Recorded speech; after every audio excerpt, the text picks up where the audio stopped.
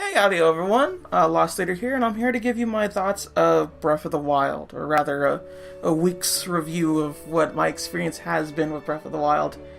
And I will say that this is a game that kind of grows on you, even more so than what you would originally think.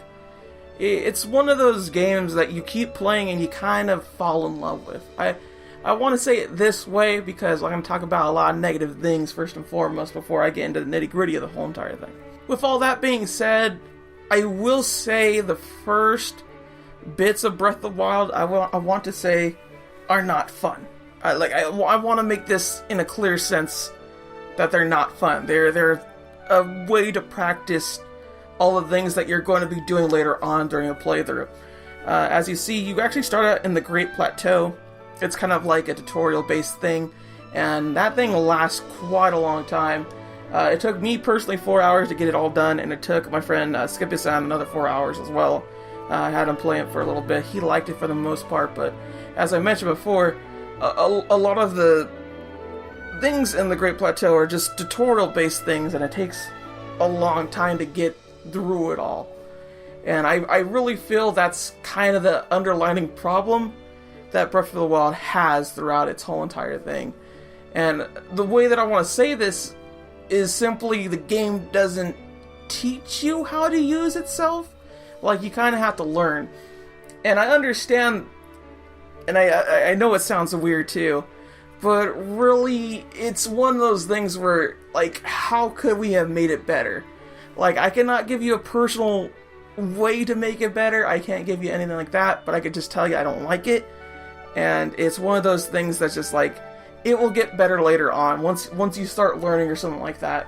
It's also one of the main reasons why I really hate it when people keep saying, like, oh no, like, go experience this on your own, don't watch any videos, don't, like, spoil yourself on it, because I feel like if I actually watched more of the Breath of the Wild footage and whatnot, from either Let's Players or streamers or things like that, from someone like me or someone like Pro Jared or Peanut Butter Gamer, people like that, I really feel you would have a better time with this game. And I only say that because the first area in general doesn't really encompass what Breath of the Wild is really about. Like, it's there to be like a kind of impressive tech demo of what you're going to be doing later on. Like, there's little temperature things that you could do, you have to deal with, and it's like really cool to like go up that cold mountain and whatnot and like explore that little area when you're just like, oh god, I'm so cold, how will I get through this? But largely, it's just kind of, like, dull. Like, there's nothing around anywhere to do anything except for finding shrines, and that's only the fact that you started, like, actually doing the main objective, because if you didn't, then it just kind of, like, gets boring after a while. And the rest of the Breath of the Wild, the rest of it isn't like that. And what I mean by that is that it's more so, there's always little nooks and crannies that are constantly in the Breath of the Wild like world that you'll find. You'll find more shrines. You'll find more of these little Kakariko people. You'll find bosses. You'll find a lot of cooler weapons, towers to go up and explore, and even small little puzzles that act exactly like shrines. It's a pretty cool thing.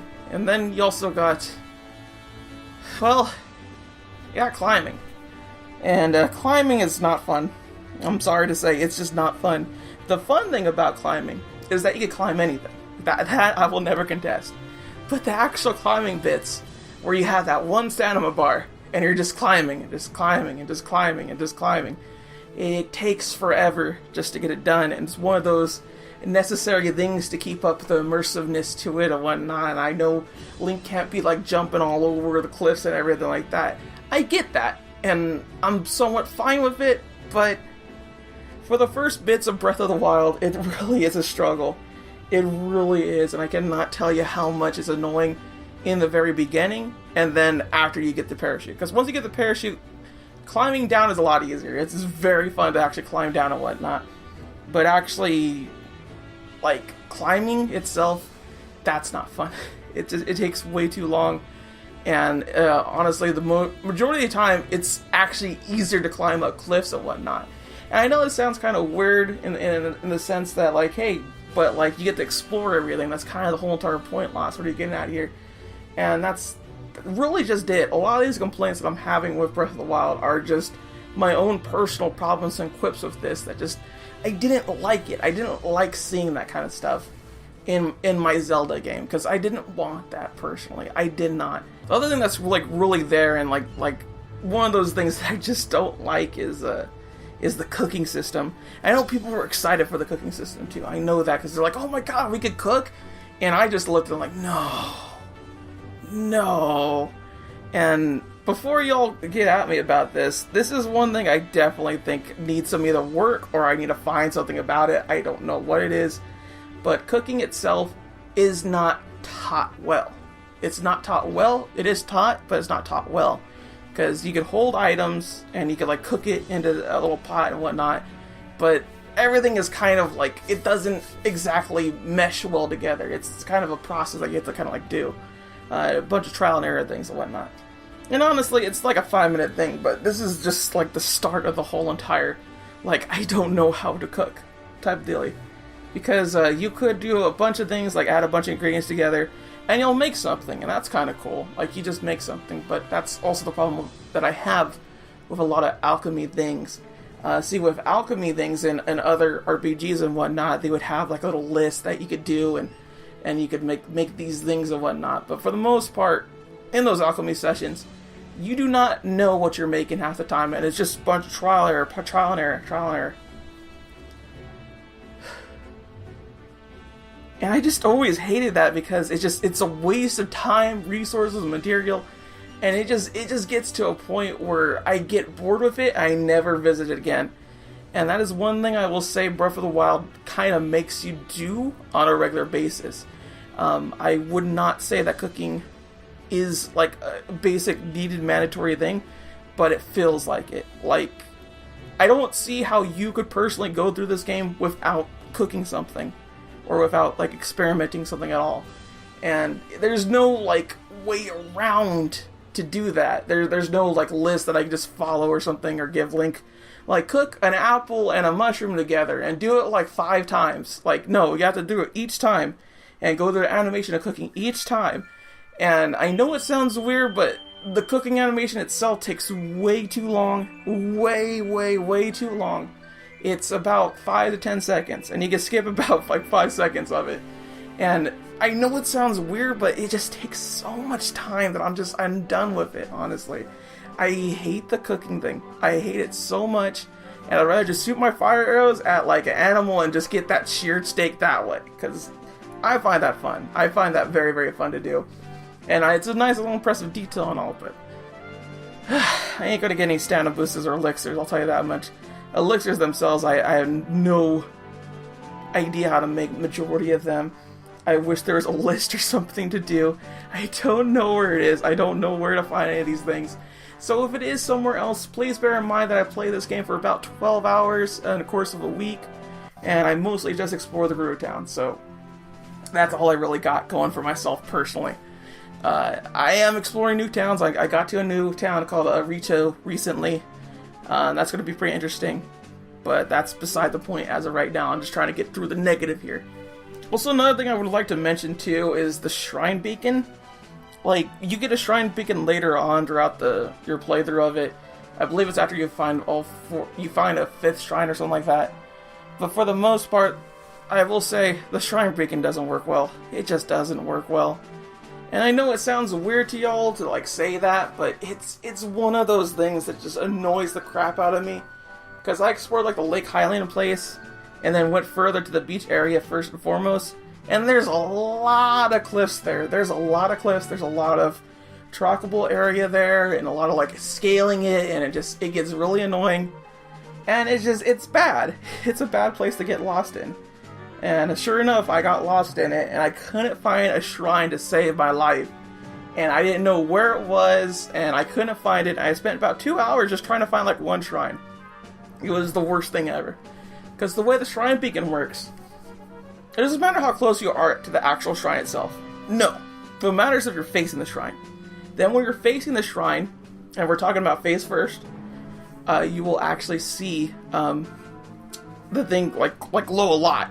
But if you turn yourself away from it, just like ever so slightly, gone. Completely, utterly gone. And it's like, why? Why did it go away? Why was there no signal? Why do you like this to me, game?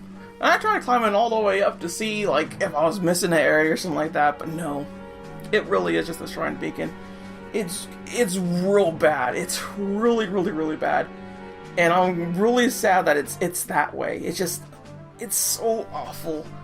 And one of the best parts about this game is Shrine Discovery. Shrine Discovery and Kokorik Discovery or whatever, those leaf people, they're fun to find and discover. But the actual Shrine Beacon, it needs a lot more work than what it has, I'll tell you that much right now. It gets you lost a lot more often than you think it would. Also, I will say that I was probably about 6 hours into this game, and I just barely found rupees. I legit barely found rupees. This game does not have a lot of rupees outright. You have to go searching for them. And while I've, in the past, not liked the fact that rupees are more abundant and not really useful, in this game, that would have helped a lot. It would really have helped. And I don't mean in just the sense that, there's a lot of things to buy and everything, but legit, you're, picking up a lot of material from, dead enemies and whatnot, and they never drop rupees. I have never once seen an enemy drop a rupee. I've seen them guard chests that have rupees in them. I've seen rupees that you find in the ground, under a rock and stuff like that, but never outright directly have I found an enemy that has a rupee. And I think that's one of the things that was clearly missed and could have been added in somewhere. It didn't have to be the beginning enemies. I get that. That's fine. We don't need to have a bunch of rupees all over the place, but it would have been nice to have something like that.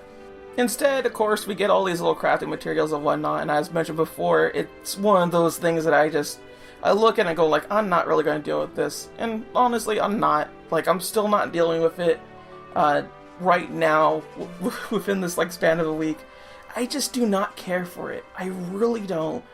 And just having all these materials just clog up my inventory, and then when I look to go sell them, there's never something that's outright, this is the item you could sell, and you'll never miss out on something. And I'm one of those people that wants to keep onto an item in case, I can make it into something else. What if this is needed for, a really good thing of armor or something? Or what if, I could cook it or something like that with armor or something? I don't know. I don't know if any of these materials that I have with me are more valuable than what they're being sold for. And that's kind of the thing I'm really not liking about Breath of the Wild.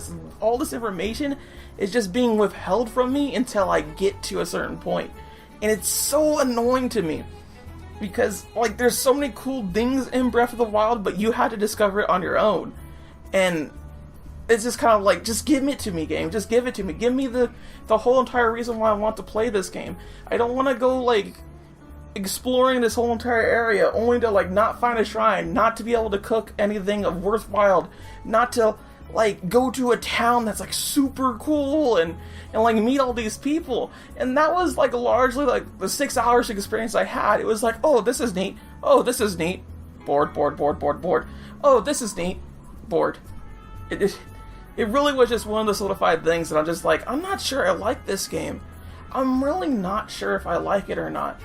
And it was one of those things that just made me so sad, because it's I could tell this game is going to be one of the best things ever. I could tell people are going to like it, and it's going to be fun and exciting. And for a moment there, I really felt like this game was never going to click with me. And what probably made me the saddest part about all of this is that the majority of people that ever even listen to this little rant that I'm going on here, or just playing the game itself, they're not going to beat it. If you were going to ask me how many people would actually beat this game, I'd give you 50% of people that play this game actually beat it. And the other 50% are just not even going to come close to beating it. It's really that big.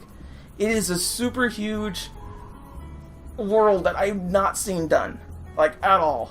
It's ridiculous. And it's one of those things that just make me sad, because it's I could tell Nintendo put a lot of work and dedication into this world building and all this cool stuff and lore and everything. And I know for a fact that 50% of the people that play this game, they're not going to see even half of what this game has to offer. Not even half of what it shows.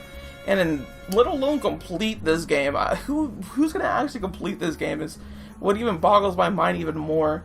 And yeah, there's more to do than there is just to simply like kill Calamity Ganon, and how they have to keep talking Ganon. It's not just Ganon, he's Calamity Ganon, he's like a little extra. I always find that kind of stupid, but you know, for whatever reason or another, it's one of those things where it's just like, why are you differentiating yourself this way? It's so weird and odd. And it's one of those things that I'm just like, is it even worth it? Is it even worth to make such a big world and have all these people not being able to explore like half of this, or even 1/4 of it? And it makes me sad too, because the Great Plateau, I feel, is going to be where a lot of people end it. And I don't mean like 50% of the people that I was saying, I just mean like there's going to be like 10% of people that play on the Great Plateau, and that is it. That is all they'll ever see. They won't watch or see anything else, and it gets really, really sad, because it does get better at the Great Plateau, and a lot of the things do get better. And all those addresses that I've said beforehand about all those things that I don't like, they turn for better. They do. And that's kind of where this turning point is getting at here. Once I decided to find the Gerudo town and find my tall women, I was happy, because the story actually picked up. And there is actually like character development, and there was cutscenes, and there was really cool moments, which I've never really had a lot of in a Zelda game, let alone in any kind of Zelda game. Like, Zelda games do not have a lot of cool scenic moments, and this game has them. This game has scenic moments, and this game has cutscenes that are just like so cool. And then like, I was like riding a seal and like trying to like stop this big old like giant thing from stopping me. It was the coolest thing to me, like, to happen. And I was like with the chief of the Gerudos, and it was just super, super cool.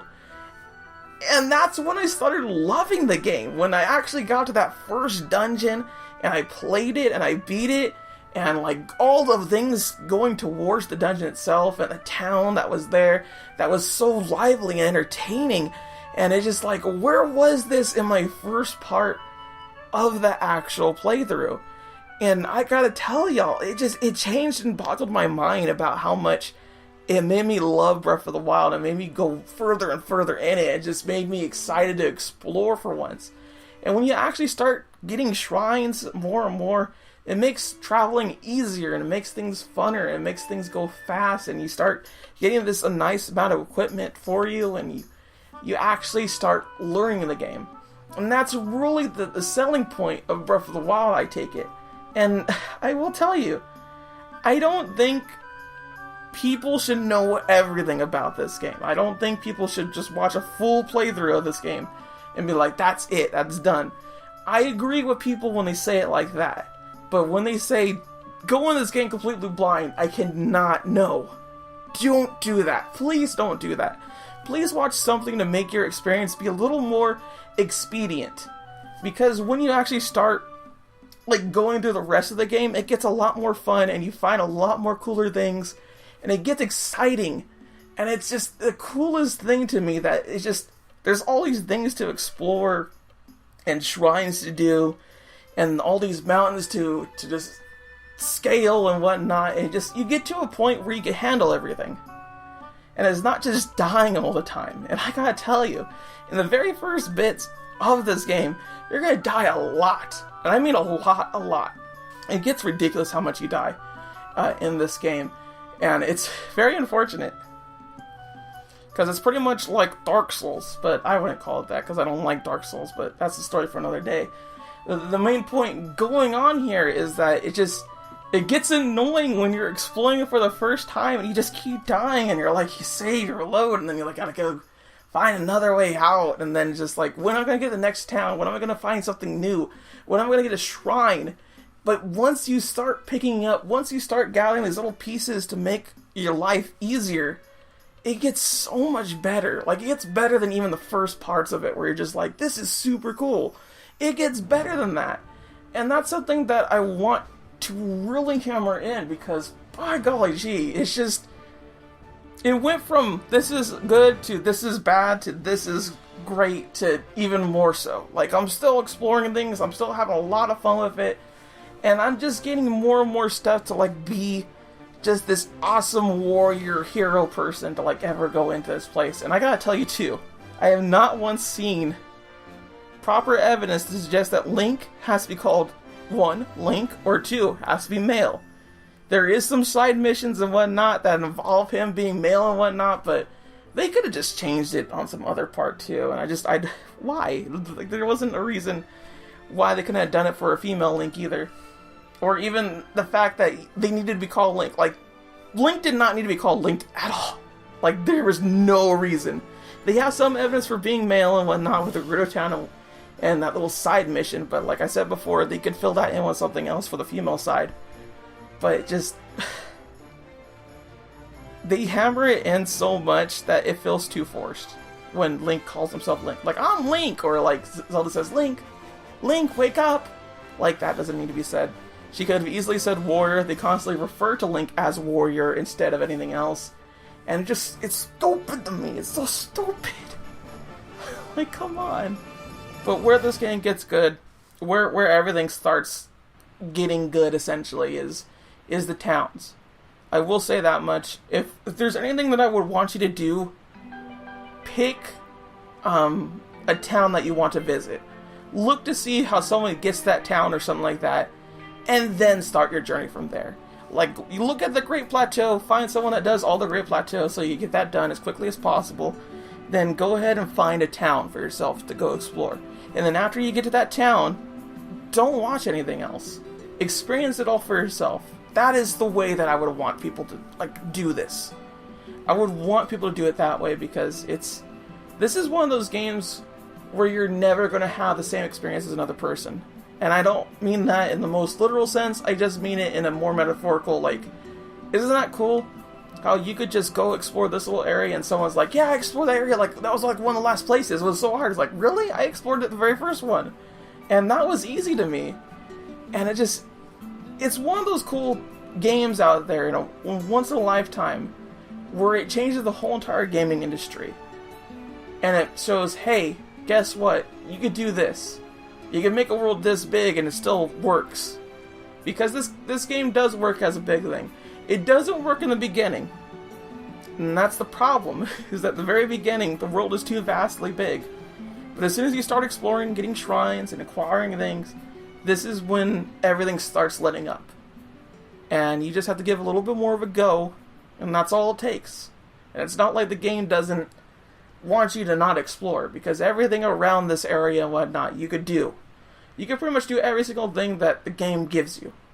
You just have to be a little bit more wary about it and whatnot, but it's all there. But you will face enemies that are a lot tougher than you. They'll swing their little axe thing and you'll be dead in one hit. And he'll be dead, and then you'll do it again, and either you avoid the enemy or you go attack it. It's one way or the other. You gotta figure it out. But for Breath of the Wild, the more and more I play it, the more and more I like it. And I think that's the thing that a lot of people aren't really focusing on. That if you play it more, it gets better. And I do mean that. I utterly do mean that so much. And I don't think this is my favorite Zelda game. I don't think it's my favorite game of all time. For those that don't know, Ocarina of Time is my favorite game of all time. And one of the biggest reasons for why Ocarina of Time is so great to me is because of the soundtrack. The soundtrack is one of the highlights of that game. I don't think anyone would deny Ocarina of Time has a good soundtrack, if not great soundtrack. And I do feel it's one of the most amazing soundtracks in gaming history, personally. But it's definitely... Breath of the Wild is definitely one of those games out there that doesn't really have a soundtrack, more so that it has ambient sounds to it. And it's a bit distracting at times because you mostly just hear little birds twerping or enemies grunting or whatnot, but every now and again you get into these fights and it's just the coolest thing ever to like get in all these fights because the music starts playing and your blood starts to get pumping, or like you're in that one cutscene where like the music's going all over and you're like, oh geez, this is gonna real bad, it's gonna go end fast. But then there'll be other times where there's no sound and it's just rain coming down. And then all of a sudden you hear that thunder and go, and it gets really scary. Like, it sounds like actual thunder. And me listening to it through my headphones, I was actually legitimately scared. Like, I got startled a few times throughout this entire game. Because sometimes enemies pop out of nowhere and they go, "Wah!" And they're like, "Oh god!" And it gets really scary. It does. It actually gets scary. Like not the scariest of scares, but just kind of like, you don't expect the sound to be heard, or you don't expect things to be that realistic. And it really feels like a whole new world. And it actually feels like a console experience in my hands when I'm playing Breath of the Wild. And it's so weird to say that, because it didn't seem like an actual console in my hands. It didn't seem like I was holding the Joy-Cons, in all honesty. And I don't want to get to like a really big mystical thing here, but it did feel like I was in there. It did feel like I was climbing those things. I was braving the storms. I was running away from these enemies. And it was cool. And it's still cool. And it's just one of those things that you get wrapped up in, and you're going like, wow, this is the gaming world now. This is the way things work now. And I don't think that's really been shown till and before Ocarina of Time. And Ocarina of Time had that same kind of feel about, like, this is how big games can be. And Breath of the Wild's upstaging that. And I have no quarrels with people going, this is way better than Ocarina of Time. This is the best Zelda game out there. And I don't have any quarrels against it. I just don't know if personally for me, I consider it that way. Because I have a lot of memories with Ocarina of Time. I don't have as many with Breath of the Wild, but they're getting up there. They really are. And I think that's probably the best thing with Breath of the Wild, is that no experience is going to be the same. And you're going to all explore things differently, and you're all going to, like, feel a bit differently about it. Like, some people out there are going to actually like the cooking, and I don't like the cooking, but they're going to have, like, all these, like, potions and everything like that, and they'll, like, face a big boss or something, and it'll be really cool. And other people are going to be like, I'm going to go, like, with no hearts and all stamina, and they're just facing all these bosses and whatnot. And that's cool, too. But for the most part, it really is about the journey with this game. There is a lot of cool cutscenes in it, and I do like myself some Gerudo women. Whew! And the champion for the Gerudos, oh my god. She is a lovely thing, ain't she? Oh my god. I'm sorry, I'm getting sidetracked here. But largely what I want to say here is that the cutscenes, they do justice, and they do show more what happens, and there's this little mystery beyond everything that you're seeing and whatnot. And it's cool.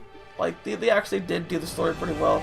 It's very minimalistic, but it's there. And that's the most important thing, is that it is actually there. And, I suppose I'm just rambling on a bit about what things are and whatnot. But suffice to say that Breath of the Wild has pretty much everything that you would want in a Zelda game, and everything that you didn't know that you want. Because the weapons breaking and whatnot would certainly seem like a downer, right? It would seem like that, but it's not. It's not even close to a downer. It's this weird sort of mix of, like, what new weapon am I going to get? And all this, like, stress of, like, I have no weapons to use against this boss or enemy or something. What the heck am I going to do? And it's one of those things that's really, really cool to, like, situation yourself out and, like, use certain weapons in certain degrees and whatnot. And you get better at fighting, and there's this way that you can kind of, like, duck dodge and, like, flurry rush enemies. And there's a bit of a problem with the whole entire ducking thing, because when you're holding down the button and then pressing the X button to backflip, you may actually crouch instead, because the way the NX, the Switch controller is, sometimes you'll press it down, and that will, like, kind of ruin your little combo thing. But for the most part, that's like a controller, like, problem, not an actual, like, game problem. For the most part, though, I do think the majority of people out there already understand that they want to get Breath of the Wild. And that's cool and all. But there is some problems with it, obviously. But I don't think those problems are enough to deter anybody. And I don't think this is a game that no person just, like, doesn't want to play. Or, like, they don't... Like, this is the Zelda game. I don't like Zelda. Like, I don't think that's it at all, man. Like, anyone can play this game. And there's something for them. There is something for them. They can explore the world. They could cook, they could clean, do whatever, I don't know. And it's a cool experience. I think that's the best way I could sum it up, honestly. Like, what more do you want me to say about this? I've rambled on it for this longer than I thought I would, and yeah, that's Breath of the Wild.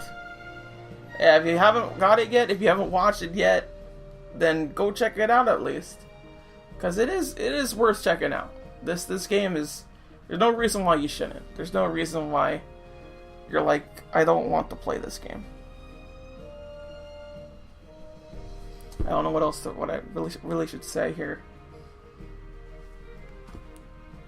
Maybe just, I would like to date a Gerudo woman. I guess that's really it. Tall girls, hit me up. If you're 10 feet tall, please call me. Got abs, call me. That's all I'm saying. All I'm saying.